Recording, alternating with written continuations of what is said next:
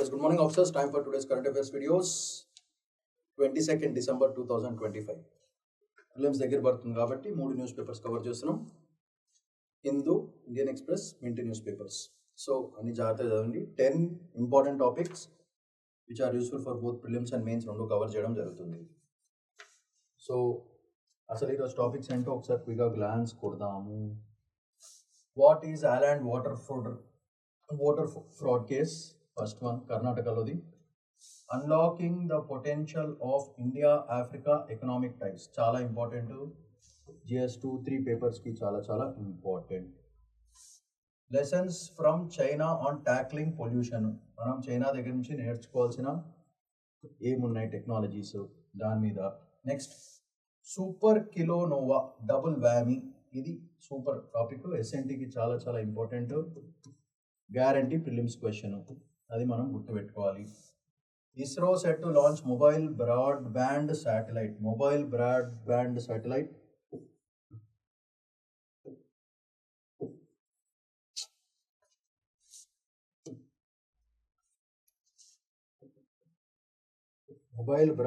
Satellite ఇవన్నీ కూడా మనకి చక్కగా హిందూ న్యూస్ పేపర్లోంచి వచ్చిన బ్యూటిఫుల్ ఆర్టికల్స్ ఇవి. నెక్స్ట్ మనం కాన్సన్ట్రేట్ చేయాల్సింది ఇండియన్ ఎక్స్ప్రెస్లోంచి మనం తీసుకోవాల్సిన articles. Indian mission in Chittagong puts visa operations on hold, Bangladesh issue. So ఇది ఒకటి. Lured on WhatsApp cheated on crores, ఇది ఎడిటోరియల్లో వచ్చిన article. Chinese rifle telescope found near NIA office, ఈ మూడు ఖతర్నాక్ టాపిక్స్ ఫ్రమ్ ఇండియన్ ఎక్స్ప్రెస్. ఇవి కాకుండా ఇక మింట్ నుంచి topics. 5 biggest market developments of 2025, year ending వస్తుంది కాబట్టి ఇట్లాంటి బ్యూటిఫుల్ ఆర్టికల్స్ వస్తాయి. Liquidity not just rate cuts holds the key for cooling Indian bond yields, ఇది రెండు ఎకానమీకి చాలా important, there for Mint. So చూసుకుంటే ఇది topic number 6, topic number 7, topic number 8. అట్లానే మింట్లోంచి టాపిక్ నెంబర్ 9, టాపిక్ నెంబర్ 10, ఈ మూడు కవర్ చేయడం జరుగుతుంది. ఓవరాల్గా 10 different articles from 10 different news papers. మీకు తెలిసిందే కొత్తగా మనము ఒక ఫౌండేషన్ బ్యాచ్ స్టార్ట్ చేస్తున్నాము. Under the able guidance of Shriram sir already 3500+ selections అయిపోయినాయి. ఈ ఫౌండేషన్ కోర్సులు ఏమిస్తాం? It's an 18-month programme. Foundation phase ఉంటుంది, వేరే NCERT is concentrated. Advanced phase ఉంటుంది, full general studies, intensive learning కూడా ఉంటుంది. Prelims booster, exclusive prelims syllabus and prelims ఫోకస్డ్గా ఉంటుంది. Mains booster, answer writing, gross important topics, UPSC mains ఎగ్జామ్కి focus. ఓవరాల్గా ఈ ప్రోడక్ట్ మనకి ఏమిస్తాయి? ఒక స్టూడెంట్కి 1000 hours+ క్లాసెస్ ఇస్తాయి, టెస్ట్ సిరీస్ ఇస్తాయి, బుక్ సెట్స్, అప్డేటెడ్ బుక్లెట్స్ ఇస్తాయి, 1-to-1 మెంటర్షిప్ ఇస్తుంది, ప్లానర్ ఇస్తుంది, డైలీ ప్రాక్టీస్ ఇస్తుంది. బూస్టర్ క్లాసులు ఇస్తాము, weekly current affairs classes, monthly current affairs classes, 30 months of coaching, topper sessions ఇస్తాం, వొకేషనల్ సెషన్స్ ఇస్తాం. ఫీజు మాత్రం బడ్జెటరీగా 1,50,000 ఓన్లీ, ఇది మ్యాటర్. సో ఇవి బుక్లెట్స్ మేము ఇచ్చేది full updated information. These are our toppers. If you want to be the next, తొందరగా join కాండి. మన దగ్గర సెంటర్ ఢిల్లీలో ఒక మేజర్ సెంటర్, పూణేలో ఒక సెంటర్, హైదరాబాద్లో ఒక సెంటర్. ఇవి QR కోడ్స్, ఎవరికి ఎట్లా కావాలంటే కోడ్స్ వాడుకోండి. ఇవి కాకుండా మీకు ఏమైనా డౌట్స్ ఉన్నాయంటే కాల్ 8121191985 కాల్ చేయండి.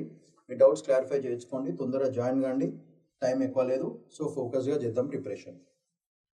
So moving to the first topic for today, what is this island water fraud case? దీంట్లో మనం చూసుకుంటే కర్ణాటకలో ఇది. కాంటెక్స్ట్ ఒకసారి చూద్దాం బేసికల్గా. First island water fraud case. దీంట్లో ఏం జరిగింది, ఎందుకు జరిగింది అనేది మేజర్గా. కర్ణాటకలో ఐలాండ్ అనేది ఒక కాన్స్టిట్యూయెంట్ అసెంబ్లీ. ఇది 2023 అసెంబ్లీ 26 అసెంబ్లీ ఎలక్షన్స్కి రూపంగా చాలా జరిగినాయి. దీంట్లో హైలైట్ ఏంటంటే బేసికల్గా ఓటర్ డిలీషన్ ఇస్ ద, అంటే ఓటర్ పేర్లు పీక్ పడేసినారు. Voter deletion deletion is the concept there. ఓవరాల్గా చాలా పెద్ద ఫ్రాడ్ కేసు అది. అండ్ ఇక్కడ జరిగిన ఇంకో ఖతర్నాక్ ఏంటంటే డేటా మ్యానిపులేషన్. డేటాని బాగా మ్యానిపులేట్ చేశారు. మన వాళ్ళు తెలిసిందే కదా, ఛాన్స్ ఇస్తే 2 నంబర్ దందాకి మస్తు ప్రిఫరెన్స్ ఇస్తారు, ఎందుకంటే ప్రాఫిట్స్ అక్కడ చాలా ఎక్కువ ఉంటాయి కాబట్టి. పొలిటికల్గా ఈ రెండు మేజర్గా కనపడినాయి. సో దీంట్లో మనకి మేజర్గా 2 ఫార్మ్స్ ఆఫ్ ఫ్రాడ్. ఒకటేమో అడ్మినిస్ట్రేషన్ తరపు నుంచి, ఇంకోటి టెక్నాలజీ తరపు నుంచి. ఈ 2 విధాలుగా ఫ్రాడ్ చేయడం జరిగింది. ఫ్రాడ్, ఈ ఫ్రాడ్ ఎవరు చేశారు? అక్కడ ఉన్న BLOs అంటే booth level officers. Booth level officers. దీంట్లో మనం గుర్తుపెట్టుకోవాల్సిన మేజర్ థింగ్ ఏంటంటే ఫార్మ్ 7. ఈ ఫార్మ్ 7 బేసికల్గా యూస్డ్ ఫర్ డిలీషన్. డిలీట్ చేయడానికి చాలా పనికొస్తుంది ఈ ఫార్మ్ 7. సో మొత్తం ఫ్రాడ్ అంతా కూడా ఈ ఫార్మ్ 7 మీద భయంకరంగా జరిగినాయి. అయితే దీంట్లో ఎట్లా చేశారు ఫార్మ్ 7 అంటే హైలైట్ ఫేక్ మొబైల్ నంబర్స్ పెట్టినారు, fake mobile and fake addresses. అంటే ఫైనల్గా ఫేక్ పీపుల్ అయిపోయినారు అన్నమాట వీళ్ళందరూ. ఈ 3 చేసి అక్కడున్న ఎలక్షన్స్ని తారుమారు చేయడం జరిగింది. అందుకే అది చాలా చాలా ఇంపార్టెంట్. అయితే వీటినన్నిటినీ ఒక డేటా సెంటర్ ఉండాలి కదా, ఆ డేటా సెంటర్ పేరే మనం గుర్తుపెట్టుకోవాల్సింది, పనికొచ్చేది మనకి యూపీఎస్సికి, is NV national voter service portal. National voter service portal. దీంట్లో ఈ పోర్టల్లోకి అనాథరైజ్డ్గా డేటాని తారుమారు మొత్తం ఈ డేటాని కంప్లీట్గా తారుమారు చేసినారు. అనాథరైజ్డ్ కాంప్రమైజ్డ్ యాక్సెస్ ఇచ్చారు. దీని వల్ల ఏం జరిగిందంటే, ఈ తారుమారు చేయడం వల్ల జరిగిన పెద్ద ఫ్రాడ్ ఏంటంటే it led to the concept of bulk deletions. అంటే గుప్పుడుగా బీభత్సంగా చాలా మంది ఓటర్ పేర్లు లిస్టులోంచి తీయడం జరిగిపోయింది. సో ఓటర్ లిస్టులో లేకపోతే నీకు ఓటు వేసే అధికారం లేదు, దానివల్ల పెద్ద ప్రాబ్లం వచ్చింది. ఇది అక్కడ జరిగిన ఇష్యూ. ఓకే, అయితే దీంట్లోంచి ఎందుకు ఇట్లా జరిగింది, వాట్ ఈస్ ద రీజన్ అని కనుక్కుంటే మనకు తెలిసింది ఏంటంటే matter, this is because of over centralisation at field level. Over centralisation ఇక్కడ field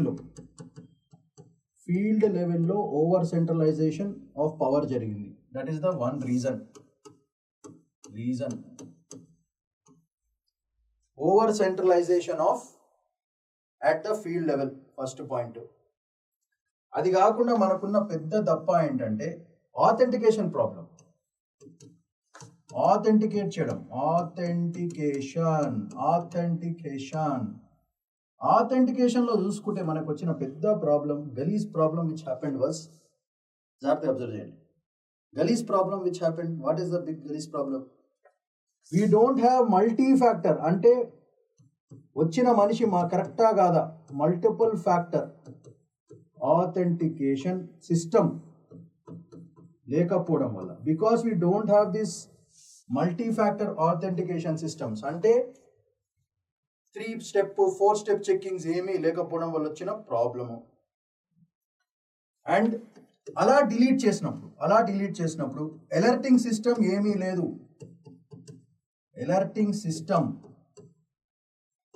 we don't have alerting systems అని చెప్పడం జరుగుతుంది. Alerting system is not there.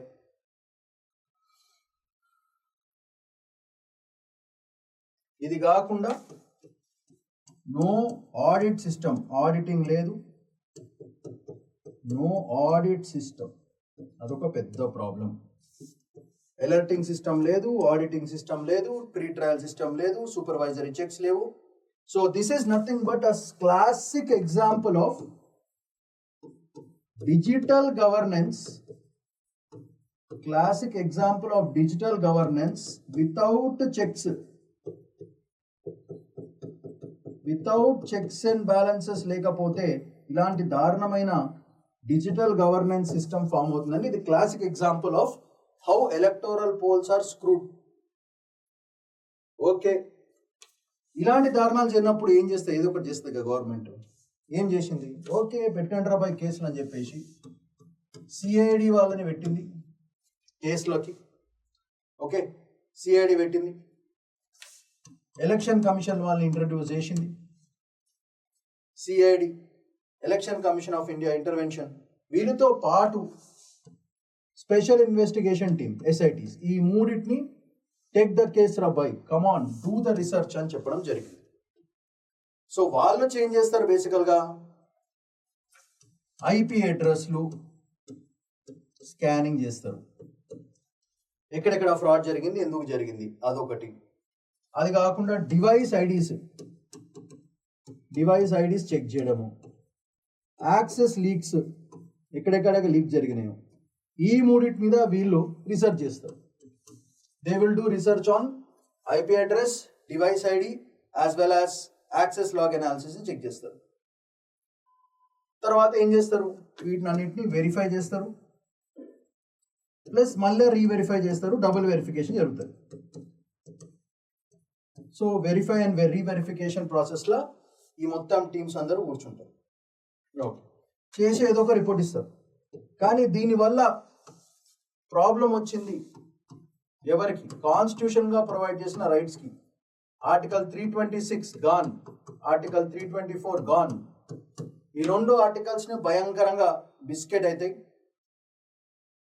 మీకు తెలిసిందే article 324 is election commission of India వాళ్ళ ఓవర్హాలింగ్. ఈ 326 ఏమో యూనివర్సల్ అడల్ట్ ఫ్రాంచైజ్. ఈ రెండిటికి చాలా పెద్ద దారుణమైన సిస్టమిక్ ప్రాబ్లం అవుతుంది, అది మేజర్ ప్రాబ్లం. సో అందుకే మనము టెక్నాలజీ ఎథిక్స్ బిల్డ్ చేసుకోవాలి. దీనివల్ల ట్రాన్స్పరెన్సీ పెరుగుతుంది అండ్ అకౌంటబుల్ ఎలక్షన్స్ జరుగుతాయి. సో ఇలాంటి డిలీషన్స్ ఫేక్ వల్ల కరెక్ట్ డెమోక్రసీ వర్కౌట్ కావాలంటే వీటిని మనము డెవలప్ చేసుకోవాలి, అప్గ్రేడ్ చేసుకోవాలి. అది అనాలిసిస్ ఆఫ్ ది ఆర్టికల్. అయితే దీనికి కావాల్సిన notes background of the case చెప్పిన, institutional administration, election commission of India, CID, SIT, digital forensic check చేస్తారు, excessive dependence on BLO level description. అంటే అదేంటది బిఎల్ఓ అంటే బూత్ లెవెల్ ఆఫీసర్స్. ఇవి authentication programmes, real time alerts for mass deletions, alert system. Delete చేయగానే అక్కడ ఒక సిస్టంలో alert రావాలి, అరే డిలీట్ చేసినారు బ్యాన్. ఇలాంటివన్నీ చేసుకుంటే ఎలక్షన్స్ సాఫీగా జరుగుతాయని చెప్పేసి analysis of the article. So ఇది ఒక స్పెషల్ కేసు అవుతుంది మనకి. పేపర్ 2 అండ్ పేపర్ 4 ఎథిక్స్ కూడా చాలా చాలా important. So basically this is for paper 2 and paper 4కి మెయిన్స్కి చాలా చాలా ఇంపార్టెంట్. దీని మీద ఒక ఎథిక్స్ క్వశ్చన్ వచ్చే ఛాన్స్ ఉంటుంది. ఎస్ఐఆర్స్, ఎస్ఐటీస్, ఫేక్ డిలీషన్స్, ఇవన్నిటి మీద కూడా క్వశ్చన్ వచ్చే ఛాన్స్ సూపర్గా ఉంది. So be prepared for it. End of the వీడియోలో ఒక మెయిన్స్ క్వశ్చన్, ఒక ప్రిలిమ్స్ క్వశ్చన్ ఇచ్చిన మీరు ఆన్సర్ చేసి పంపించాను. నెక్స్ట్ ఇంపార్టెంట్ టాపిక్ ఈజ్ సూపర్గా ఉన్న టాపిక్ ఏంటంటే India Africa relations, unlocking the potential of India Africa economic ties. దీని మీద మస్తు వీడియోస్ చేసినాము, కానీ కొంచెం enhancement of this topic. So first దీని కాంటెక్స్ట్ ఏంటి, మనం చూసుకోవాల్సింది ఏంటి ఫ్రమ్ దిస్ టాపిక్ చూద్దాం. First India Africa. మనకి ఆఫ్రికా అనేది ఒక న్యూ పవర్ సెంట్రిక్ అండ్ గ్రోత్కి ఒక కొత్త న్యూ పోల్ అవుతుంది. It is a new pole for power and growth. రెండింటికి కూడా చాలా ఇంపార్టెంట్, అందుకే మనం క్యాప్చర్ చేసుకోవాలి. సో బేసికల్గా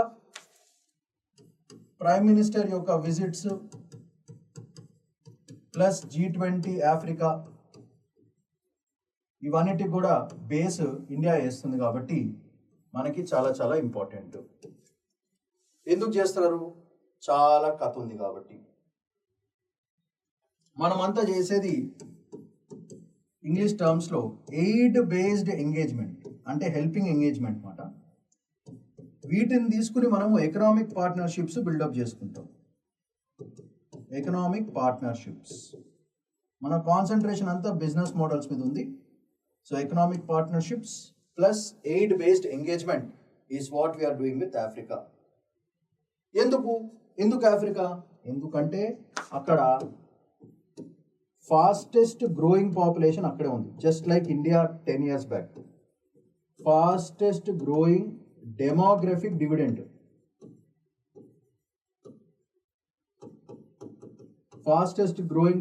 డివిడెండ్, పాపులేషన్ భయంకరంగా పెడుతుంది. There for projects plus youth అందరూ రెడీగా ఉన్నారు. ఈ రెండింటిని మనం క్యాప్చర్ చేయడానికి ఆఫ్రికాతో మనం రిలేషన్స్ మెయింటైన్ చేస్తున్నాము. ఆల్రెడీ ఎకనామిక్ టైస్లో చూసుకుంటే మనకి ఆల్రెడీ ఆఫ్రికా మీద మన మధ్యన బిజినెస్ $100 billion ట్రేడ్ జరుగుతుంది. మనకి ఇండియన్ ఎక్స్పోర్ట్స్కి ఒక పెద్ద ఇది మాట. బేసికల్గా ఇండియన్ ఎక్స్పోర్ట్స్ ఏం ఎక్స్పోర్ట్ చేస్తున్నాము అన్న వాళ్ళకి పెట్రోలియం, ఫార్మా, డిజిటల్, ఈ మూడు ఆల్రెడీ మనం దాని మీద బాగా ఆఫ్రికాకి ప్రొవైడ్ చేయడం జరిగింది. దీంతో పాటు engineering goods and most important ఫుడ్లో రైస్, ఇవన్నీ కూడా ఇండియన్ ఎక్స్పోర్ట్స్ చక్కగా ఆఫ్రికాకి వెళ్తున్నాయి. అండ్ దానివల్ల మనకు ఆల్రెడీ $100 billion వర్త్ బిజినెస్ జరుగుతుంది.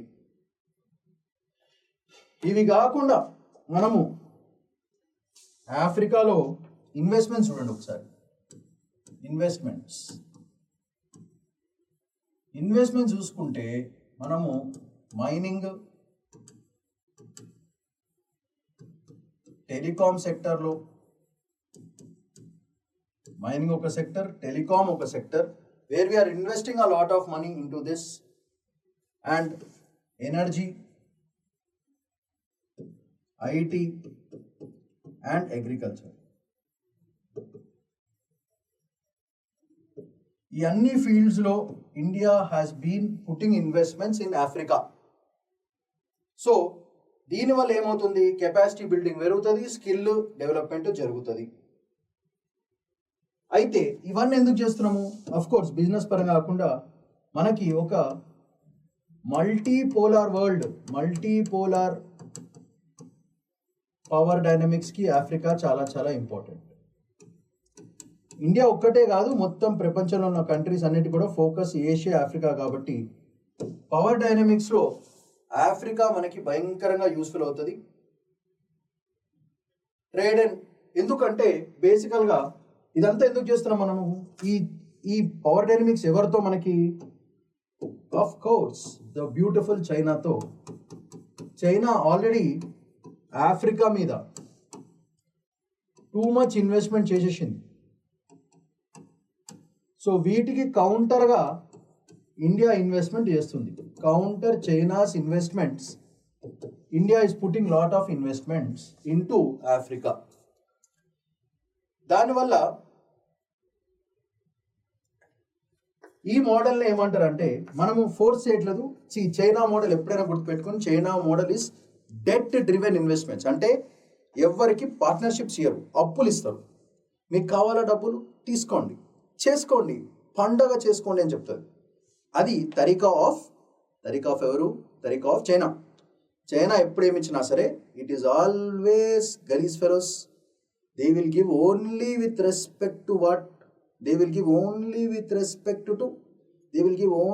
రెస్పెక్ట్ టు పైసా, డబ్బులు. ఎట్లా డబ్బులు? వాట్ ఈస్ ద డబ్బులు అంటే debt driven, loan driven mechanisms. కానీ ఇండియా అట్లా చేయదు. ఇండియా ఎట్లా చేస్తుంది? నాన్ ఎక్స్ట్రాక్టివ్, అంటే లాగేసుకుని చంపేసుకున్నట్టు కాకుండా ఇండియా మెకానిజం ఏంటంటే నాన్ ఎక్స్ట్రాక్టివ్, వాడేసుకోవడం కాకుండా పార్ట్నర్షిప్ లెడ్ గ్రోత్. మనదంతా సింబయాటిక్ రిలేషన్ అన్నమాట. పార్ట్నర్షిప్ లెడ్ అంటే దీన్నే మనము బయాలజికల్ టర్మ్స్లో సింబయాటిక్. నేను నీకు అవసరం పడతాను, నువ్వు నాకు అవసరం పడతావు. సో సింబయాటిక్ రిలేషన్షిప్ ఉన్నప్పుడు ఏమవుతుందంటే వాళ్ళకి బెనిఫిట్ అవుతుంది, మాకు బెనిఫిట్ అవుతుంది. మనం వాళ్ళని కంట్రోల్ చేయం, వాళ్ళు మనని కంట్రోల్ చేయరు. మనం మాత్రం వాళ్ళని మంచి టర్మ్స్లో పెట్టుకుని మన బిజినెస్ని మనం చూసుకుంటాం. ఎక్కువ లొల్లి ఉండదు అన్నమాట. దీనివల్ల వాళ్ళ సావర్నిటీ, ఎకనామిక్ సావర్నిటీ ఎక్కడ డిస్టర్బ్ కాదు, మన సావర్నిటీ కూడా డిస్టర్బ్ కాదు. ఈ రెండు జరుగుతాయి, హ్యాపీగా ఉంటాం. That is the whole game that we're plan. అది మనం గుర్తుపెట్టుకుంటే మోర్ దాన్ సఫిషియంట్ అని మనం గుర్తుపెట్టుకోవాలి. కానీ ఆఫ్రికాతో ఉన్న పెద్ద ప్రాబ్లం అంటే అంతా డెవలప్డ్ కాదు కాబట్టి మనకున్న మేజర్ ప్రాబ్లమ్స్ ఏంటంటే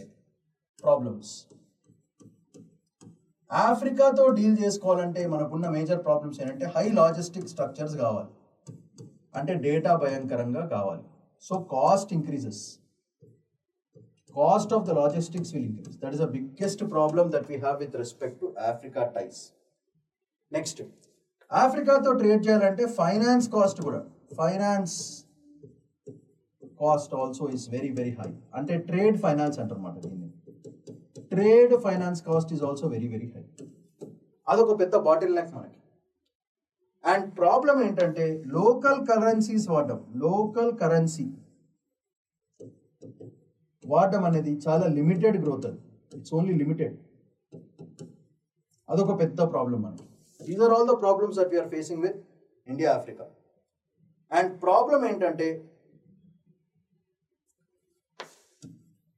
ఆఫ్రికా కాంప్రిహెన్సివ్ ట్రేడ్ అగ్రిమెంట్ ఇది అన్సర్టైన్, గ్యారంటీ లేదు.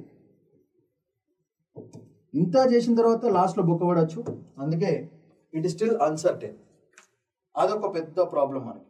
సో అందుకే మనం ఏం చేసుకోవాలి, సింపుల్గా మన బిజినెస్ అంతా కాన్సన్ట్రేషన్ షుడ్ బి సొల్యూషన్స్ ఏం తీసుకురావాలి. ఫస్ట్ సొల్యూషన్ తీసుకురావాల్సింది ఏఎఫ్సిటీలో ఉన్న మెంబర్స్ అందరినీ కూడా మనం బాగా వాడుకోవాలి. Second, renewable energies and data centres భయంకరంగా పుల్ చేసుకోవాలి. అండ్ కరెన్సీ లెవెల్ మార్కెటింగ్, అంటే రూపీని స్ట్రాంగ్ చేసుకోవాలి. చేసుకుంటే ఆబ్వియస్గా ఈ ప్రాబ్లమ్స్కి మనకి సొల్యూషన్ దొరుకుతుందని చెప్పేసి ఆర్టికల్ యొక్క ముఖ్య ఉద్దేశము. అయితే దీనికి కావాల్సిన నోట్స్ క్లియర్గా ప్రొవైడ్ చేసిన. China dominance, India comparative, high logistic, limited use, inadequate port facilities, regulatory hurdles ఉన్నాయి మనకి. ఇవన్నీ తగ్గించుకుంటే ఫ్యూచర్లో మనంతా ఆఫ్రికా వాళ్ళందరూ మన వైపు వచ్చేస్తారు. That is analysis of this article. ఇది మీకు అర్థమైందని చాలా స్ట్రాంగ్గా ఫీల్ అవుతుంది. నెక్స్ట్ మనకి చాలా ఆర్టికల్స్ పొల్యూషన్ మీద వచ్చినాయి. సో చైనా ఎట్లా ట్యాకిల్ చేసిందో చూద్దాం. So lessons you have to learn from China. So first pollution, ఇది టాపిక్. చైనా ఎట్లా డీల్ చేస్తుంది విత్ దిస్ పొల్యూషన్.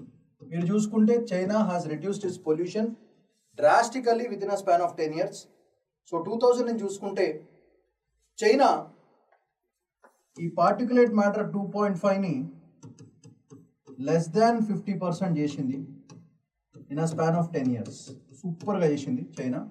సో అక్కడి నుంచి మనం నేర్చుకోవాల్సిన పాయింట్స్ ఏంటంటే 2030 నుంచి 22 వరకు మనకున్న ప్రాబ్లం ఏంటంటే పొల్యూషన్ బేసికల్గా కాన్సన్ట్రేషన్ అంతా Delhi NCR.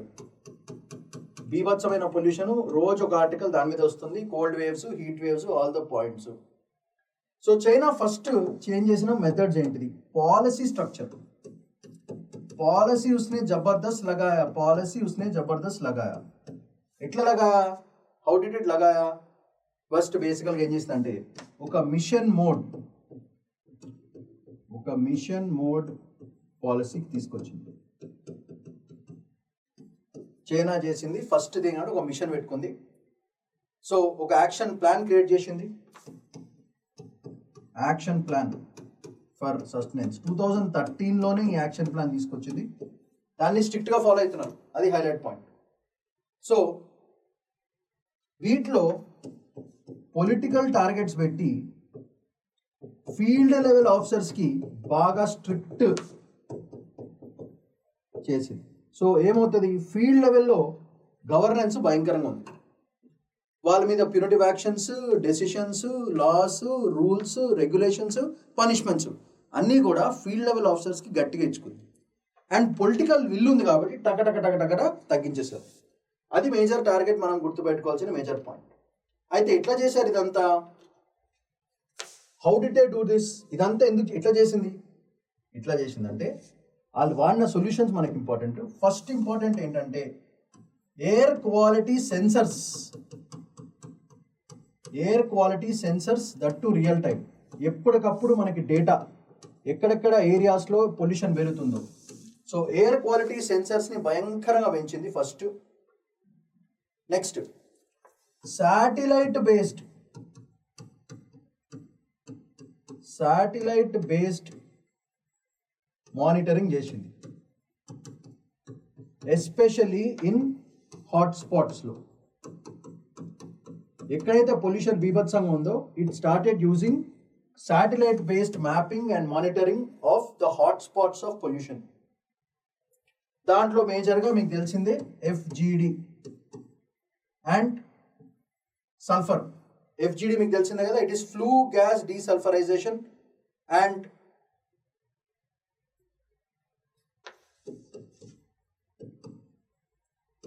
flue gas desulfurization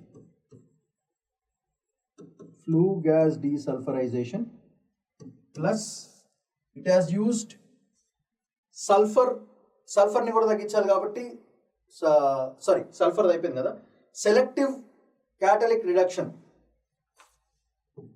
SCR, selective catalytic reduction techniques. ఈ రెండు కూడా అద్భుతంగా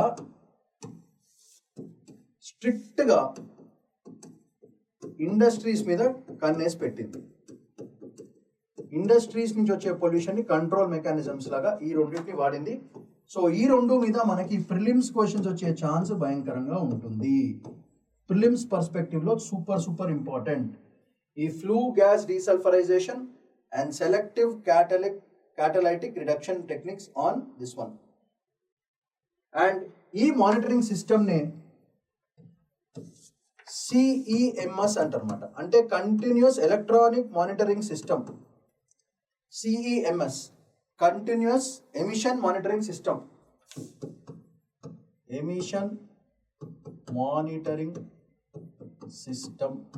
కంటిన్యూస్ CEMS. ఈ కంటిన్యూస్ మానిటరింగ్ సిస్టమ్ని ఎక్కడ పడితే అక్కడ ఎవరికి పడితే వాళ్ళకి వాడడానికి ఇచ్చేసింది. సో ఇవన్నీ కూడా వాళ్ళ దగ్గర ఉన్న రెగ్యులేటర్స్కి లింక్ చేయడం మొదలెట్టింది. So data becomes very clear. ఎక్కడ పొల్యూట్ చేస్తున్నారు, ఎవరు పొల్యూట్ చేస్తున్నారు అనే ఇన్ఫర్మేషన్ వాళ్ళ దగ్గర రియల్ టైం లెవెల్స్లో వాళ్ళ ఫీల్డ్ వర్కర్స్కి వెళ్ళిపోతుంది.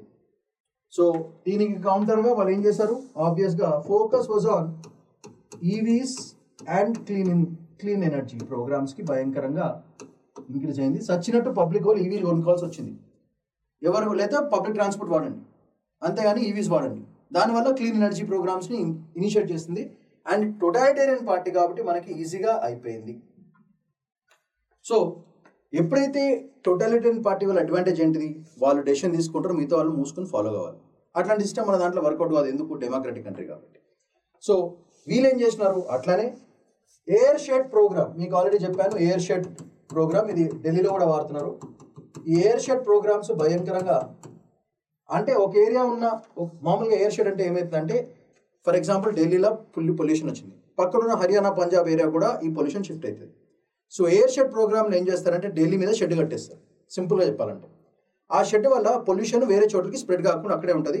అక్కడ క్లీనింగ్ ప్రోగ్రామ్ స్టార్ట్ చేస్తారు, అక్కడ వర్షాలు పడతాయి, ఇక వేరే ప్రాసెస్ చేసి అక్కడ ఉన్న పొల్యూషన్ అక్కడే తగ్గిస్తారు. It will not be allowed to spread to other areas. That is the essence of air shed program. So ఈ ఎయిర్ షెడ్ ప్రోగ్రామ్స్ కూడా అక్కడ భయంకరంగా చైనాలో పీభత్సంగా స్టార్ట్ చేసి పొల్యూషన్ కంట్రోల్స్ చేయడం చేశారు. సో దీనివల్ల బేసికల్గా ఇవన్నీ జరగడానికి రీజన్ ఏంటిది, ఒకటి టెక్నాలజీ, ఇంకోటి పొలిటికల్ విల్. సో అందరూ కలిసి డెసిషన్ తీసుకున్నారు కాబట్టి అందరూ ఫాలో అవ్వాల్సి వస్తుంది.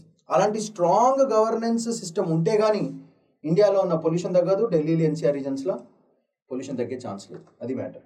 సో దీనికి కావాల్సిన నోట్స్, కంపారిటివ్ పొల్యూషన్ అనాలిసిస్ చేసిన, technology used by China, dense air quality monitoring network, real time PM25 PM10 NO2 SAT sensors పెట్టినారు, sensors monitoring system, data integration చేశారు into the national dashboards, instant policy response, satellite based pollution tracking, remote sensing satellites వాడారు to detect emission hotspots, industrial emissions control technologies పెట్టారు, flu gas desulphurization, selective catalytic reduction monitoring system, CAMS, ఈ మూడింటిని పెట్టారు. So these are all the solutions that we have and that we have to learn from the China's pollution control model. So దీనివల్ల India's constraints real time monitoring లేదు, weak enforcement, fragmented data, insufficient integration, tech driven లేదు, data led air governance లేదు, sensor networks లేవు, real time ఇండస్ట్రీస్కి మనము conditions పెట్టలేదు. ఇట్లాంటి ఉంటే మరి పొల్యూషన్ తగ్గదు కదా. సో ఎండ్ ఆఫ్ ద వీడియోలో mains and prelims questions, please try to answer them. Super kilonova double whammy, ఇది ఎస్ఎన్టీకి బీభత్సమైన ఇంపార్టెంట్ న్యూట్రాన్ స్టార్స్ మీద.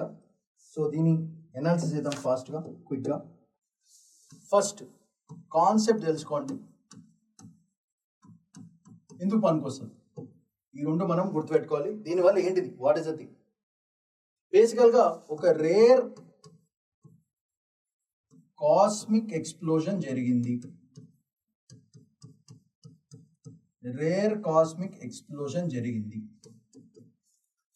ఆ రేర్ కాస్మిక్ ఎక్స్ప్లోజన్ బేసికల్గా డిసెంబర్లో జరిగింది. ఐఐటి బాంబే వాళ్ళు అండ్ IISc బెంగళూరు వాళ్ళు ఈ బ్యూటిఫుల్ దాన్ని స్టడీ చేసినారు. ఓకే, చాలా మంచిది.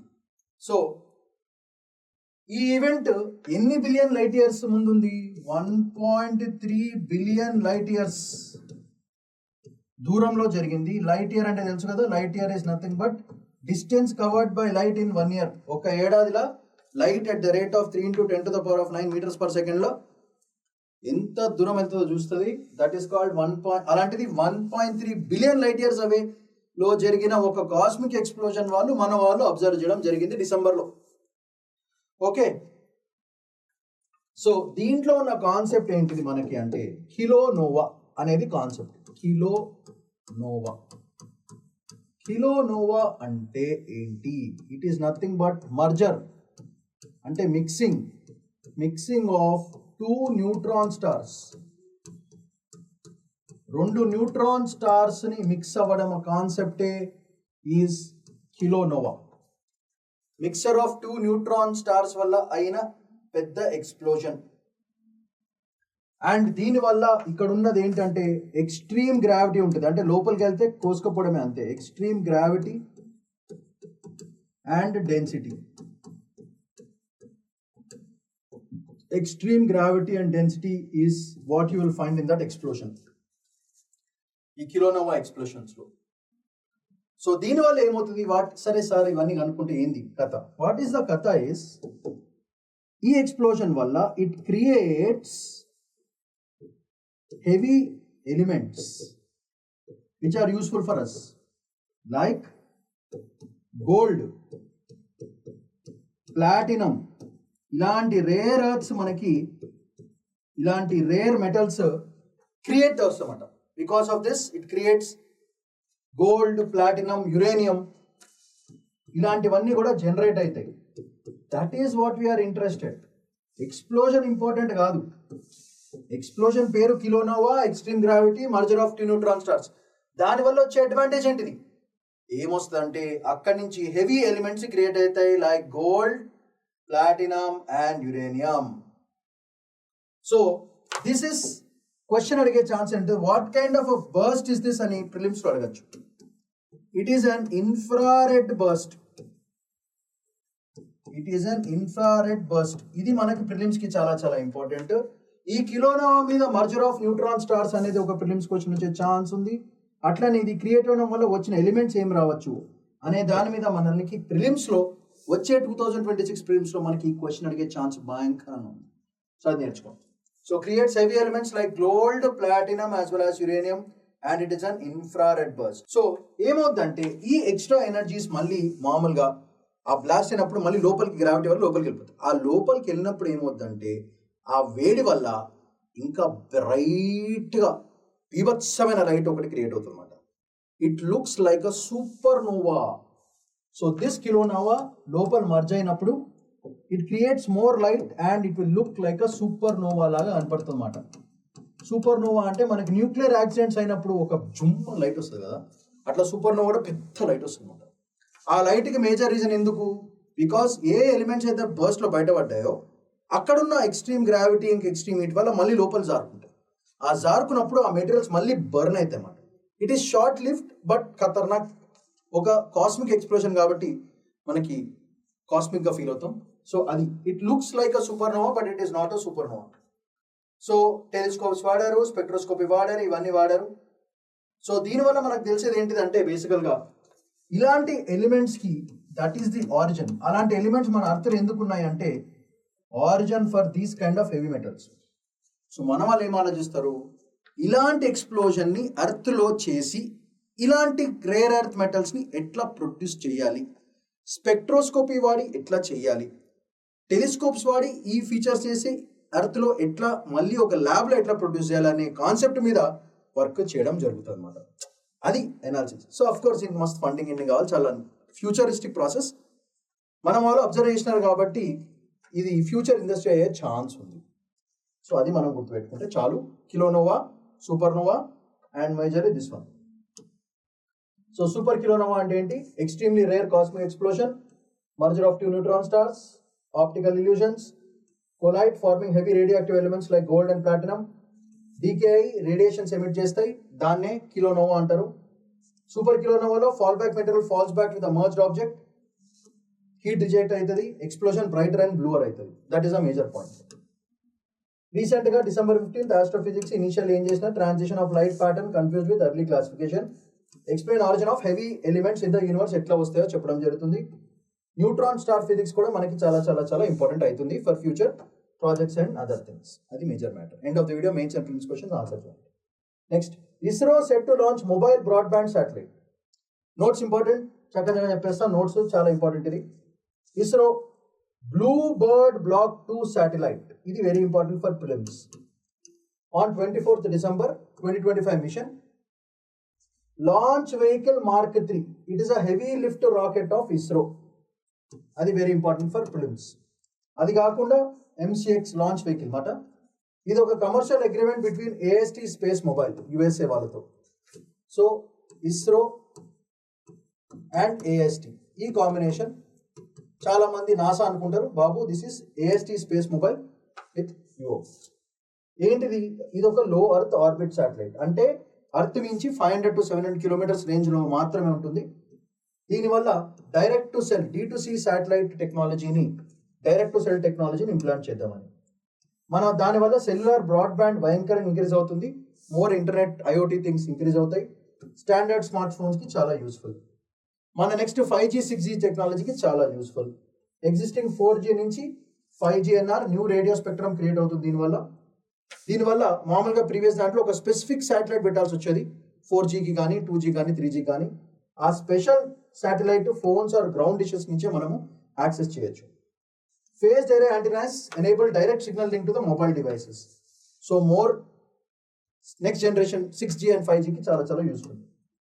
AST space mobile advanced space technology space mobile building the world's first space based cellular broadband network create చేయడానికి ఇది important. So this is very very useful for your prelims.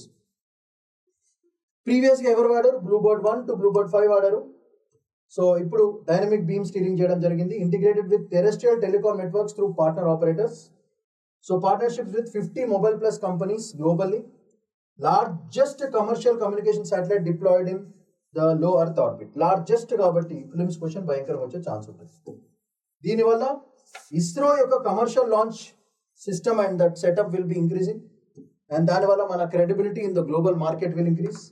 దానివల్ల India US space research కూడా మనకి బాగుంటుంది. కొత్త domain వస్తుంది మనకి, అంటే creation of new markets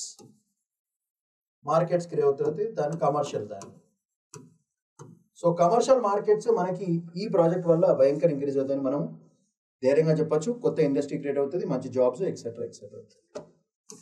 so ఇది matter with respect to this particular thing. Next important topic, Indian mission in Chittagong puts visa operations on hold. Already మీకు తెలిసిందే, చాలా దారుణం జరిగింది. ఆల్ రిలీజన్స్ ఆర్ ఈక్వల్ అన్న మనిషిని చంపేయడం జరిగింది. ఇది మనుషులుగా లేకపోతే పొలిటికల్ బాడీస్గా లేకపోతే ఇండియాని తక్కువ చూడడమా లేదా ఒకలాంటి రిలీజియస్ ఫ్యానిటిజమా అనేది ఒక డిఫరెంట్ యాంగిల్లో ఆలోచించాలి. కానీ దీనివల్ల అడ్మినిస్ట్రేటివ్ ఇష్యూస్, ఇండియాకి ప్రాబ్లమ్స్, గ్లోబల్ నెట్వర్క్లో ఇండియా ఇమేజ్ ఖరాబ్ కావడము, ఇలాంటివన్నీ కూడా జరుగుతాయి. బంగ్లాదేశ్ అయితే మొత్తం ఎగిరిపోయింది. సో దీనివల్ల కొన్ని అడ్మినిస్ట్రేటివ్ ప్రాబ్లమ్స్ ఉన్నాయి. ఇది నోట్స్ ఇంపార్టెంట్ దీంట్లో పెద్ద కాన్సెప్ట్ ఏం లేదు. బట్ ఆ ఇష్యూస్ వల్ల మనకి ఏంటి వస్తాయి, what is a big problem? Visa సర్వీసెస్ని సస్పెండ్ చేయడం జరిగింది సెక్యూరిటీ కన్సర్న్స్ వల్ల. Rising political and social unrest in parts of Bangladesh. ఈ suspension applies to regular visa service. So బంగ్లాదేశ్కి వెళ్ళే బిజినెస్లన్నీ దెబ్బతింటాయి. Emergency and essential services to continue in limited basis only. ఒక టెంపరీ అండ్ ప్రికాషనరీ మెజర్స్ మాత్రమే అని చెప్పి ఆర్టికల్ చెప్పడం జరుగుతుంది. Multiple missions in Bangladesh due to high people to people movement వల్ల మనము ఈ మల్టిపుల్ మిషన్స్ని ఎక్కడ కాంప్రమైజ్ కాకూడదని చెప్పేసి ఓవరాల్గా ఇండియా ప్లాన్ చేసి ట్రై చేస్తుంది. సో దీంట్లో Chittagong key hub for trade, education, medical and business visas. So ఇవన్నీ కూడా మనకి చాలా నష్టమయ్యే ఛాన్స్ ఉంది. And it is a highly sensitivity to India because మన నైబర్హుడ్ పాలసీ భయంకరంగా దెబ్బతినే ఛాన్స్ ఉంటుంది because of this. So cross border mobility భయంకరంగా తగ్గిపోతుంది, ట్రేడ్ ఫెసిలిటేషన్ భయంకరంగా తగ్గిపోతుంది, అండ్ మెడికల్ ఎయిడ్ కూడా భయంకరంగా తగ్గిపోతుంది. India is just trying to balance the situation. Citizen safety and diplomatic engagement రెండింటిని బ్యాలెన్స్ చేయడం జరుగుతుంది. సో ఇది మనం గుర్తుపెట్టుకోవాలి. So India's preference for stability and rule of law and neighbourhood అని చెప్పేసి వరల్డ్కి మనం చెప్పడం జరుగుతుంది. వేసడం ఎంతసేపు ఆపరేషన్ సింధూర్లో వేసి పడలే, అట్లా బంగ్లాదేశ్ కూడా వేయచ్చు, కానీ not the right time. Plus అక్కడున్న యూనస్ గవర్నమెంట్ పెద్ద ఇండియాకి ప్రోగలేదు.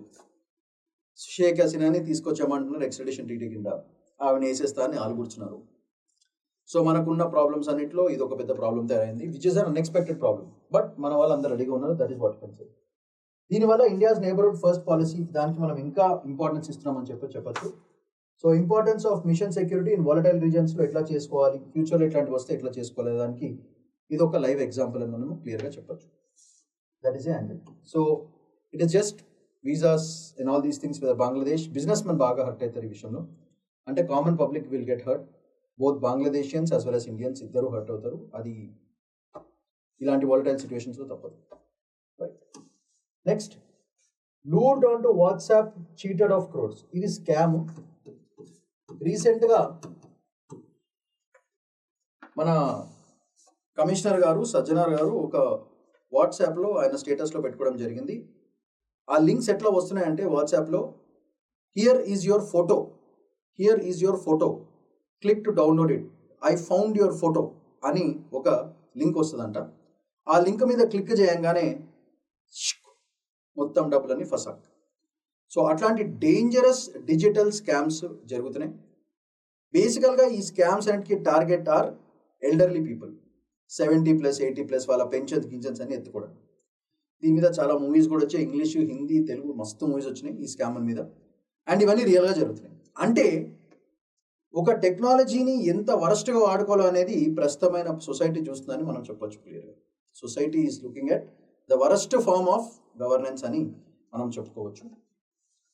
సో దీనికి కాన్సెప్ట్ ఏంటిది, ఎట్లా చేస్తున్నారు అనేది చాలా ఇంపార్టెంట్ ఇది. సో దాని టెక్నాలజీస్ ఏం వాడుతున్నారు, మనకి as citizens and UPSC centric guys ఏం చూసుకోవాలి, బేసికల్గా చూసుకోవాల్సిన ఇదేంటిది.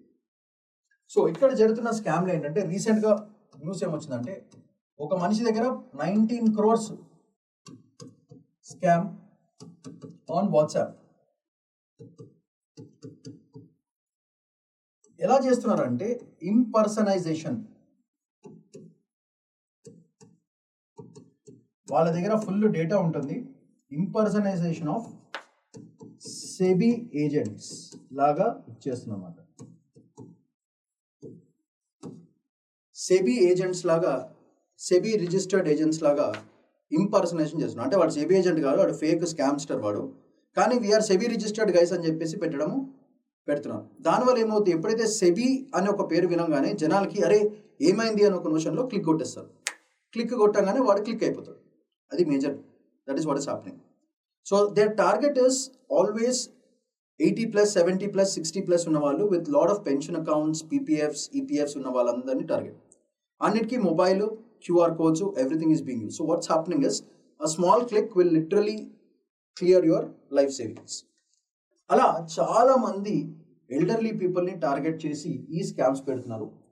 That is because of digital awareness లేకపోవడం ఇలాంటివి చేరుతున్నాయని చెప్పడం. ఫర్ ఎగ్జాంపుల్ కమిషనర్ గారు సజ్జనార్ గారు మన వాట్సాప్లో పెట్టడం జరిగింది. సో ఇలాంటివి ఎంతమంది చూస్తున్నారు? సో అలా ప్రతి ఆఫీసర్ కూడా అట్లా వాట్సాప్లో వాళ్ళ స్టేటస్లో పెట్టుకుంటే people will be more aware that okay ఇలాంటివి జరుగుతున్నాయి, మనం జాగ్రత్తగా ఉండాలని చెప్పేసి. సో అది ఒక పెద్ద ప్రాబ్లం. అవేర్నెస్ అనేది పెద్ద ప్రాబ్లం. సో ఇవన్నీ impersonisation of SEBI registered advisers అండ్ వీళ్ళ అడ్వైజరీ రోల్స్ ఇస్తాము. And we are SEBI registered fund managers అని చెప్పడం జరుగుతుంది. దానివల్ల చాలా ప్రాబ్లం అవుతుంది, చాలా మంది లాస్లోకి వెళ్తున్నారు. సో అసలు ఇవన్నీ ఎందుకు జరుగుతున్నాయి? Not just this, young people కూడా they are coming into the problem of ఈ quick rich based peer pressure. వాడు 100 కోట్లు సంపాదించాడు, నేను కూడా 100 కోట్లు సంపాదిస్తాను అనే ఒక దాని మీద చాలా చాలా ఎమోషనల్ యాంగిల్ని వాడుకుని జనాల్ని చేస్తున్నారు. సో ఫస్ట్ ఏం చేస్తారంటే ఈ కాన్సెప్ట్లో మిమ్మల్ని ఫండ్ మేనేజర్ కింద పిలిచి మీ చేత స్టాక్స్లోనో దేంట్లో ఇన్వెస్ట్ చేస్తారు. సో ఫస్ట్ వాళ్ళ మోడస్ ఆపరాండి ఏంటిదో ఒకసారి ఆలోచిద్దాం. ద మోడస్ ఆపరాండి అంటే పద్ధతి, ఏ పద్ధతిలో చేస్తారు. మోడస్ ఆపరాండి అంటే the way in which they do the scams.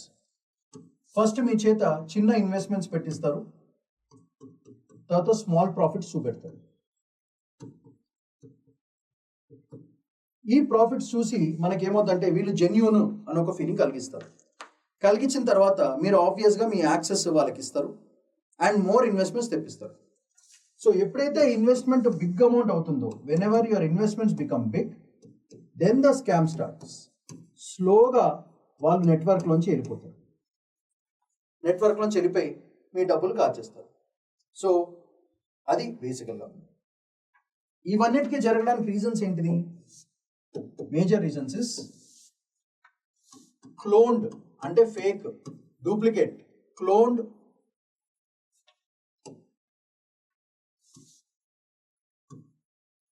WhatsApp accounts. అంటే సేమ్ పేరు ఉంటుంది, అన్ని సేమ్గానే ఉంటాయి, కానీ నడిపేది వెనకాల వేరే వాళ్ళు. ఆథెంటిక్ పర్సన్స్ నడపరు. Non authentic persons, scamsters will run that with a cloned WhatsApp channel. So that is what is happening. So ఈ cloned WhatsApp accounts లో పాపం చాలా మంది పడిపోతున్నారు. సో దీంట్లో ఏమవుతుందంటే స్పూఫింగ్ జరుగుతూ ఉంటుంది అన్నమాట. And ID tracking is what they happen. So me website ఎక్కడుంది, ఏ లొకేషన్ ఉన్నారు అనేది వీళ్ళు ట్రాక్ చేయడం జరుగుతుంది. దానివల్ల చాలా చాలా స్కామ్స్ అవుతాయి. సో మీకు తెలిసిందే దీంట్లో చాలా ట్రేడింగ్ యాప్స్, ఈ పని జనం ఫుల్గా ట్రేడింగ్ యాప్స్ మీద దిగుతున్నారు.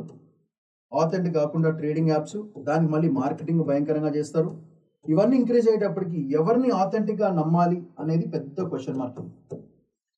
So this is what is happening in this particular thing. So దీంట్లో క్లియర్ చేసేది ఏంటంటే concept is API linked fake prices.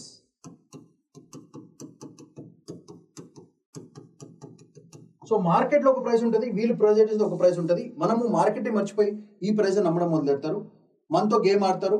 ఒక ప్రైస్ రాగానే ఇచ్చేస్తున్నామని చెప్పి షార్ట్ ప్రాఫిట్స్ ఇప్పించేసి మీ చేత నమ్మకం, ఒక ట్రస్ట్ ఫ్యాక్టర్ క్రియేట్ చేసి ఫైనల్గా ఒకటేసారి పెద్ద అమౌంట్ రాగానే ఫసాక్. That is what happens with this API linked fake prizes వల్ల వచ్చిన పెద్ద ప్రాబ్లం. సో దీనివల్ల ఏమవుతుందంటే ఇవన్నీ ఎలా చేస్తున్నారు, వాళ్ళకేమైనా తెలియవా? కాదు. They use AI models for this, which look exactly like the real-time market which is happening.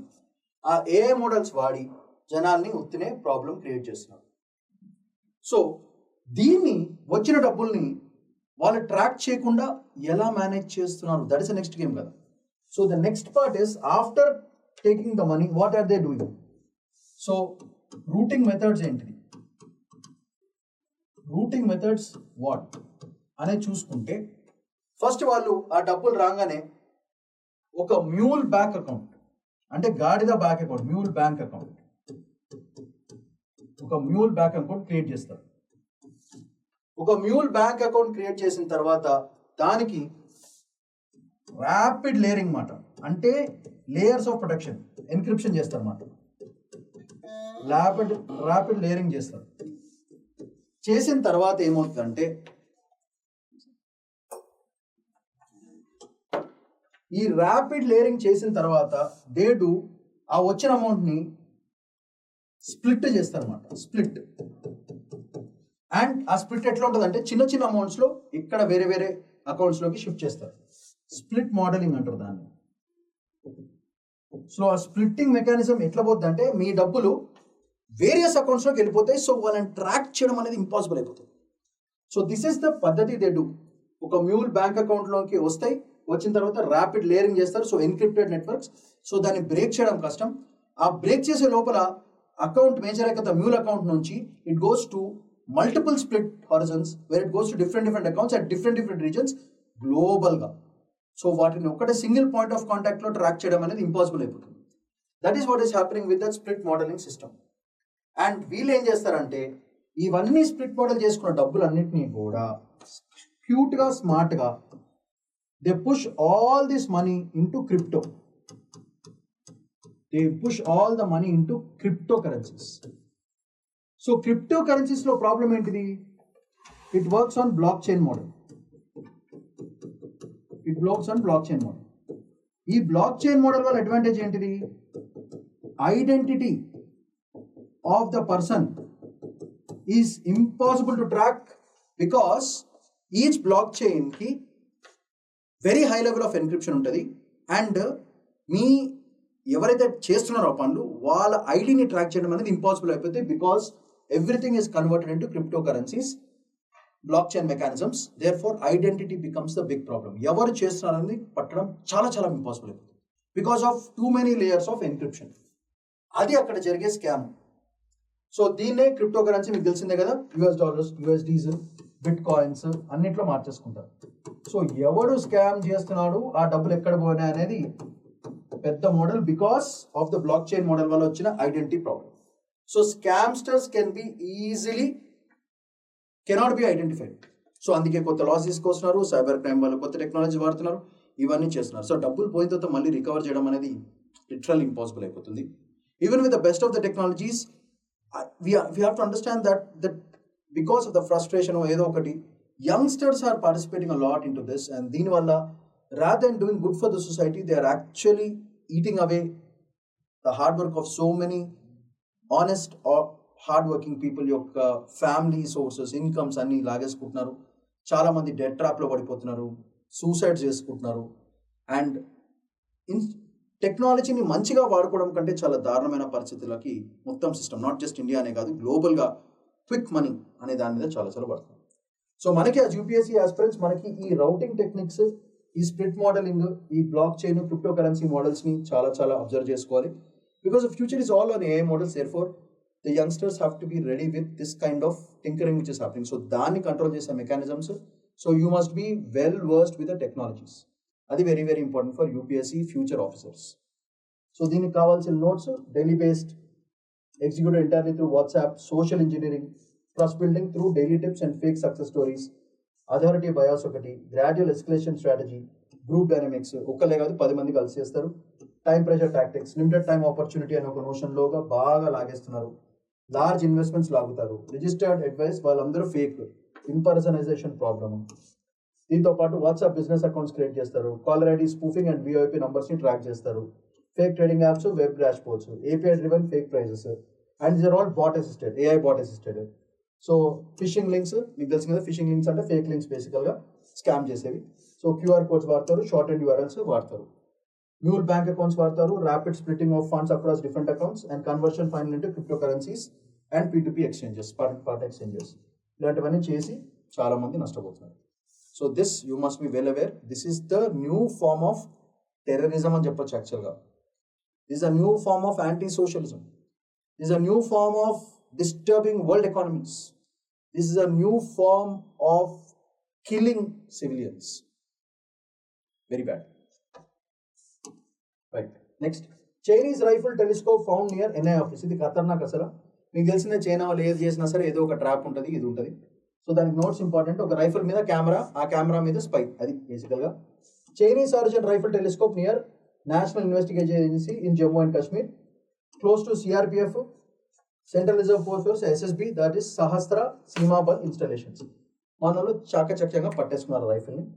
Possible pre operational రికగ్నైజెన్స్ రైదర్ than random discard అని చెప్పేసి రిపోర్ట్స్ చెప్పడం జరుగుతుంది. ఇది కావాలని ప్లాంట్ చేశారు చైనా వాళ్ళు, అక్కడ ఏమేమి జరుగుతున్నాయో అని చెప్పేసి, especially Jammu CRPF and NIA ఆఫీస్లో ఏమేమి ఇన్ఫర్మేషన్ దొరుకుతుందని చెప్పి చేశారు. ఈ అర్బన్ టెర్రర్కి చాలా చాలా మూల కారణం అవుతుంది. And shifting from broader areas to city centric targets అయ్యే ఛాన్స్ ఉంటుంది ఇట్లాంటి ఆపరేషన్స్ వల్ల. సో దీంట్లో rifle telescope is a force multiplier, not just an accessory. Long range precision targeting, అంటే ఇక్కడ పెడతాడు అక్కడ ఏం జరుగుతుందో తెలిసిపోతుంది. So concealed firing stand of distances, hire లీథాలిటీ with minimal exposure, commonly use with AK series, AK-47 series and sniper platforms favored by terror groups. So this clearly shows that China might be funding the terror organizations. That is also another angle. So China-Pakistan weapons pipeline supply across line of control and border international routes lo. Security response ki manam chala psychological pressure create avutundi. Intelligence under cover of fog and terrain అని చెప్పేసి అక్కడ fog ఎక్కుంటుంది కాబట్టి ఈజీగా plan చేయడం easy అయిపోతుంది. But this is a very very important thing because this might lead to internal security and external security problems. ఒక్క information చాలు మొత్తం బ్రేక్ చేయడానికి. సో అందుకే this is a very serious thing that is going on. So ఇది మన Indian express news పేపర్లో photo వేసి పెట్టారు. సో ఇది ఫోటో, దిస్ ద ఫోటో. ఇది దీని లోపల స్నైపర్ రైఫిల్ ముందు ఒక telescope, okay, and that is long range that to. So ఇదంతా బేసికల్గా AK సిరీస్లో టెర్రర్ ఆర్గనైజేషన్స్ వాళ్ళు వాడేది. కానీ మేకప్ ఎవరిది? చైనాది. సో చైనాస్ వాళ్ళు వాడుతున్నారా, పాకిస్తాన్ వాడుతున్నారా, లేకపోతే చైనానే పాకిస్తాన్ని సపోర్ట్ చేస్తున్నారని మనకు తెలియదు. కానీ ఈ ఫోకస్ ఇట్లాంటి ఒక్క ఎలిమెంట్ చాలు మొత్తం ఇన్ఫర్మేషన్ ఇవ్వడానికి. అందుకే this article is very very important. As future IPS officers this very important. ఎట్లా ట్రాకింగ్ చేయాలి, ఏం చేయాలి, ఎట్లా పట్టుకోవాలి అనేది is one standard example that you have to keep in mind. But అది matter. Next 5 biggest market developments in 2025. Notes very important దీనికి. సో ఒకసారి చూద్దాం. Globalisation to geoeconomic blocs create అవ్వడం అనేది 2025లో జరిగిన ఫస్ట్ పాయింట్. ఇది మెయిన్స్ ఎకనామిక్కి చాలా చాలా ఇంపార్టెంట్, జాగ్రత్తగా వినండి. Trade, capital flows and supply chains increasingly shaped by geopolitics rather than business. Efficiency కాదు, it's all on geopolitical terms అని 2025 క్లియర్గా చెప్తుంది. US China tensions, sanctions, friend shoring ఇలాంటివన్నీ మార్కెట్ కంప్లీట్గా వీటి కాన్సెప్ట్స్ మీద వర్క్ అవుతుంది. అది మనం గుర్తుపెట్టుకోవాలి. ఈ US China tensions, sanctions, friend shoring. So దీని మీద మనకు ఒక ఫిలిమ్స్ క్వశ్చన్ వచ్చే ఛాన్స్ ఉంటుంది. ఇన్వెస్టర్స్ ఇప్పుడు ఏం చేస్తున్నారు? Now price political risk alongside economic fundamentals. That is what we're looking at. So అది కాకుండా మనకి రష్యా యుక్రెయిన్ కాన్ఫ్లిక్ట్ ప్రొలాంగ్ అవుతుంది. సో ప్రొలాంగ్ అవుతున్న కొద్దిసేపు బిజినెస్ మెన్ కొంతమంది ప్రాఫిట్ అవుతారు, చాలా బిజినెసెస్ లాస్ అవుతాయి. Production discipline by OPEC countries, that is organisation of petroleum export countries, దాని production discipline. Energy volatility fed into inflation expectations and currency movements. That is another thing that we have observed in 2025. And energy importing countries faced current account and physical pressures because of this kind of tensions, sanctions, friend shoring, conflict. ఇవన్నిటి వల్ల importing కంట్రీస్కి భయంకరంగా loss అవుతున్నాయి. అంటే వాళ్ళ డబ్బులు వేరే చోట పోతున్నాయి, వాళ్ళకి డబ్బులు వస్తలేదు. That is a major thing which is happening. So high global interest rates persisted. Interest rates భయంకరంగా ఇంక్రీజ్ అయినాయి. డాలర్ స్ట్రెంత్ వీక్ అయింది. ట్విన్ డిఫిసిట్స్ క్రియేట్ అవుతాయి. Policy uncertainty. So that is a big question mark. Capital flowed away from riskier assets towards safe havens. So అందుకే India నుంచి మార్కెట్లోంచి 1.55 lakh crores బయటకు వెళ్ళిపోవడానికి major reasons ఇవి. మన స్టాక్ ఎక్స్చేంజ్ పడిపోవడం. ఆర్టిఫిషియల్ ఇంటెలిజెన్స్ ఎమర్జ్ చేసే డామినెంట్ ఇన్వెస్ట్మెంట్ థీమ్. దేర్ఫోర్ మొత్తం అందరూ కూడా AI మీద పెట్టడం జరుగుతుంది. Market gains concentrated in small set of mega cap tech firms.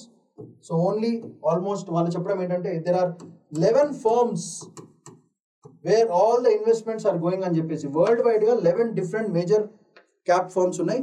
వాటికే డబ్బులు వెళ్తున్నాయి, మిగతా వాళ్ళకి వెళ్తలేదు అని చెప్పేసి రిపోర్ట్స్ సజెస్ట్ చేయడం జరుగుతున్నాయి. సో ఎసెట్ బబుల్స్ క్రియేట్ అవుతున్నాయి. AI బబుల్ అంటారు దాన్ని.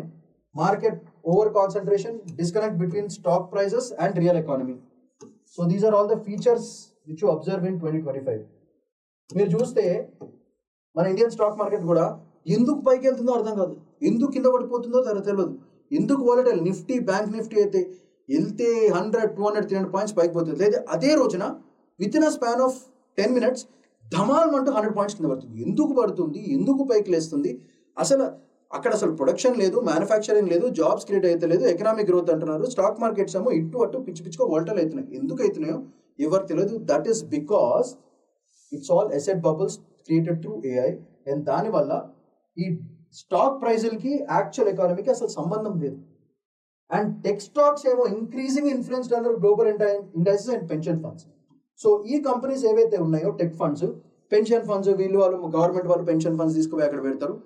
ఆ టెక్ కంపెనీస్ ఏదో మీకు ఇంత పర్సెంటేజ్ రిటర్న్ ఇస్తామని చెప్తారు. వాళ్ళు మన పెన్షన్ ఫండ్స్తో బీభత్సంగా ఇటు డిస్ప్లేస్ చేసి ఒక లేయర్డ్ ఎన్క్రిప్టెడ్ నెట్వర్క్ క్రియేట్ చేస్తున్నారు. దానివల్ల మన డబ్బులు ఎక్కడ పోతున్నాయో ఎవరు తెలియదు. అలాంటి దారుణమైన పరిస్థితులకు మనం పడిపోతున్నాం. ఇట్లాంటి దారుణమైన పరిస్థితులు ఉండడం వల్ల మార్కెట్ వాలటిలిటీ భయంకరంగా ఉంది. ఎక్స్చేంజెస్ ఏమవుతుందో తెలియదు. ప్రైస్ యాక్షన్కి వచ్చిన ప్రాఫిట్కి అసలు మూవ్మెంట్కి అసలు సంబంధం లేదు. అంత దారుణంగా మీరు అబ్జర్వ్ చేస్తే స్టాక్ ఎక్స్చేంజెస్ని ఈరోజు ట్రెండింగ్గా నాన్ ట్రెండింగ్గా కూడా తెలియట్లేదు. అప్పుకి వెళ్తుందో లోకి వెళ్తుందో తెలియదు.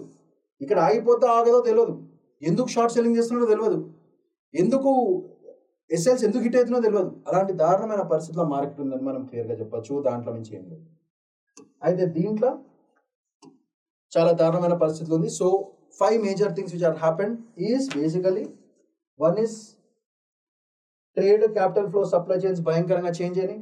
US China tension, sanctions, friend shoring భయంకరంగా జరిగింది. Political everything is geopolitics right now. Russia Ukraine వార్ని ఇంకా ప్రొలాంగ్ చేస్తున్నారు. యుఎస్ రష్యా వాళ్ళు గేమ్ ఆడుతున్నారు. OPEC కంట్రీస్ ఏమో రిస్ట్రిక్షన్స్ పెడుతున్నారు. ఇన్ఫ్లేషన్ ఏమో భయంకరంగా ఉంది. ఎనర్జీ వాలటిలిటీ భయంకరంగా ఉంది. ఎనర్జీ ఇంపోర్టింగ్ కంట్రీస్కి భయంకరమైన లాస్. ఇది కాకుండా చూసుకుంటే మనకి ఇంట్రెస్ట్ రేట్స్ బీభత్సంగా ఉన్నాయి. యుఎస్ డాలర్ స్ట్రెంత్ వీక్ అయింది. దానివల్ల ట్విన్ డెఫిసిట్స్ క్రియేట్ అవుతున్నాయి. రిస్కియర్ నుంచి సేఫ్ హెవెన్స్కి పోతున్నాయి. మనలాంటి డెవలపింగ్ కంట్రీస్కి చాలా పెద్ద problem. AI is taking over everything. Asset bubbles, concentrations, mega cap tech కంపెనీస్లోనే మొత్తం డబ్బులన్నీ వెళ్తున్నాయి. మన పెన్షన్స్, స్టాక్ ప్రైసులు, గ్లోబల్ ఇండైసెస్ అన్ని కూడా వాలటైల్గా ఉన్నాయి. టెక్నాలజీ స్టాక్స్ ఎందుకు పెరుగుతున్నాయో ఎందుకు పడిపోతున్నాయో తెలియట్లేదు. So it's all more politics than business అని 2025లో మనం నేర్చుకున్న నీతి. ఇది ఎండ్ ఆఫ్ ది వీడియోలో mains and prelims questions. Please try to answer. Next, liquidity not just rate cuts holds the key for cooling Indian bonds. So దీంట్లో మనం చూసుకుంటే it's a concept based article. So bond yields ఏంటిది అన్నది ఒకసారి క్విక్గా చూద్దాం. ఇది మింట్ న్యూస్ పేపర్లో వచ్చిన ఆర్టికల్ ఇది.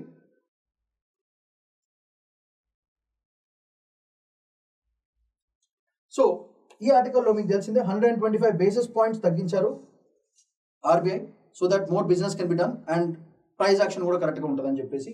So in spite of that what is a big problem అది మనం చూసుకోవాలి. సో ఫస్ట్ది 125 basis points BPS అంటారు తగ్గించడం జరిగింది in 2025. So that more access to government liquidity పెంచుకోవడానికి అని ఓవరాల్ ఐడియా. సో దీన్ని మనం ఏమంటారు, రెపో రేట్ కట్స్ అంటారు అన్నమాట. రెపో రేట్ కట్స్ ఓకే అని తగ్గించారు, బాగానే ఉంది. సో అయినా సరే గవర్నమెంట్ సెక్యూరిటీ బాండ్స్ వీటి ప్రైస్ మాత్రం తగ్గట్లేదు in spite of the reduction in the basis points. అవి మాత్రం ఎలివేటెడ్గా ఉన్నాయి. ఎందుకు అంటే బికాస్ ఆఫ్ వై అనే దాని క్వశ్చన్ ఏంటంటే టైట్ లిక్విడిటీ. అంటే మనీ ఈజీగా దొరకదు మార్కెట్లో. టైట్ లిక్విడిటీ వల్ల వచ్చిన ఇష్యూస్. మన పాలసీస్ అన్ని కూడా టైట్ సిస్టమిక్ లిక్విడిటీ ఉంది, పుట్టి పాలసీ రేట్స్ అనే కాదు. సో దీని మీనింగ్ ఏంటిది, what is the meaning of this అంటే బ్యాంక్స్ దగ్గర సప్లై చేయడానికి, సప్లై ఆఫ్ మనీకి ఫండ్స్ లేవు. There are no enough funds to absorb the government's problem. Government యొక్క ఖర్చుని అబ్జార్బ్ చేసేంత డబ్బులు బ్యాంక్ దగ్గర లేకపోవడం వల్ల బ్యాంకులు అసలు డబ్బులు బయటకి ఇవ్వడానికి పరిస్థితి లేదు. ఇంత బేసిస్ పాయింట్ తగ్గించినా సరే ఉన్నవి క్లియర్ చేయడానికే డబ్బులు సరిపోవట్లేదు. So banks are not ready to give more money and push more money into the system to increase the liquidity. That is the problem that banks are facing. అది దానివల్లనే government security bonds value అలానే పెట్టడం జరుగుతుంది. So బేసికల్గా ఏమవుతుంది, repo rate తగ్గించడం వల్ల ఏమవుతుంది, బారోయింగ్ కాస్ట్ అంటే అప్పు చేసే కాస్ట్ తగ్గిపోవాలి. ఇది యాక్చువల్గా ఈ రెపో రేట్స్ తగ్గించడం వల్ల బారోయింగ్ కాస్ట్ కూడా తగ్గాల. కానీ బారోయింగ్ కాస్ట్ తగ్గినా సరే లిక్విడిటీ లేకపోవడం వల్ల ఈ రెండు కూడా భయంకరంగా హర్ట్ అవుతుంది అని మనం ఎకనామిక్ యాంగిల్లో ఆలోచించాల్సిన పద్ధతి. అండ్ ఎప్పుడైతే లిక్విడిటీ తక్కువ ఉందో కొనే కెపాసిటీ తగ్గిపోద్ది. దానివల్ల ఈ బాండ్స్ యొక్క the demand for the government security bonds is very very low. ఇది లో వెళ్ళిపోయినాయి. ఎప్పుడైతే డిమాండ్ భయంకరంగా తగ్గిపోతుందో నార్మల్గా ప్రైస్ తగ్గాలి. కానీ ఉన్నవే తగ్గించుకుంటే ఆ ప్రైస్ బాండ్ వాల్యూ తగ్గిపోతే ఓవరాల్గా ఎఫెక్ట్ నెగిటివ్ ఉంటుందని జీసెక్ వాల్యూ బాండ్స్ అట్లానే స్ట్రాంగ్గానే పెట్టినారు అనమాట. సో డిమాండ్ లేదు, దానివల్ల ప్రాబ్లం.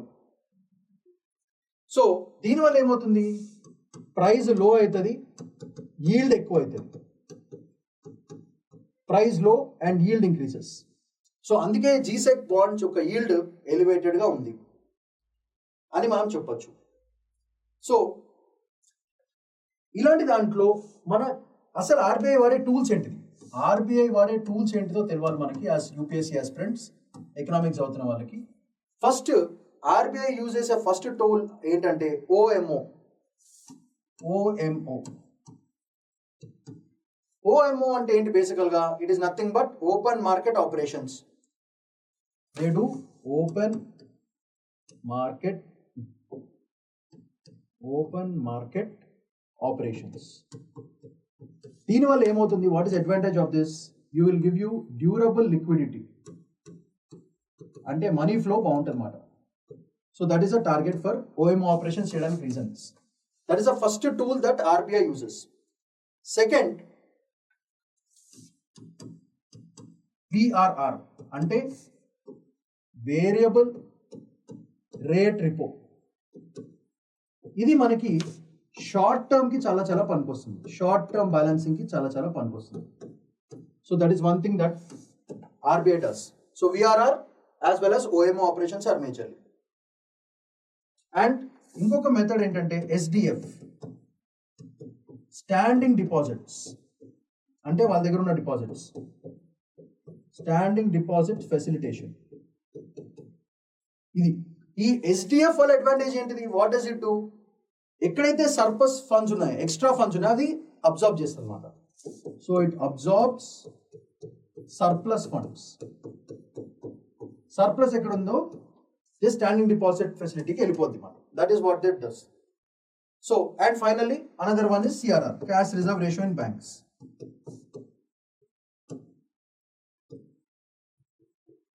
ఎంత బ్యాంక్స్ ఎంత రేషియో పెట్టుకోవాలి, ఎంత పర్సెంటేజ్ ఖచ్చితంగా మీ అకౌంట్స్లో ఉండాలి అనేది ఇది ఎందుకు చేస్తారు, liquidity control. So it is a structural form of liquidity control mechanism. ఇవన్నీ కూడా ఆర్బీఐ యూజ్ చేసే tools to control liquidity or increase liquidity or decrease liquidity. దీని మీద మనకి ప్రిలిమ్స్ క్వశ్చన్స్ భయంకరంగా వస్తాయి. Conceptual questions will come from here. What are the tools used అని. So దీనివల్ల అయిపోయింది, ఈ టూల్స్ని వాడడానికి ఫారెన్ ఎక్స్చేంజ్ అండ్ రూపీ యొక్క డెప్రిసియేషన్ కానీ అప్రిసియేషన్ కానీ ఈ volatility happens because of the exchange between these two quantities. So అందుకే మనం ఏం చేసుకోవాలి, ఒక రేట్ సెంట్రిక్ లిక్విడిటీ రేషియో పెట్టుకోవాలి.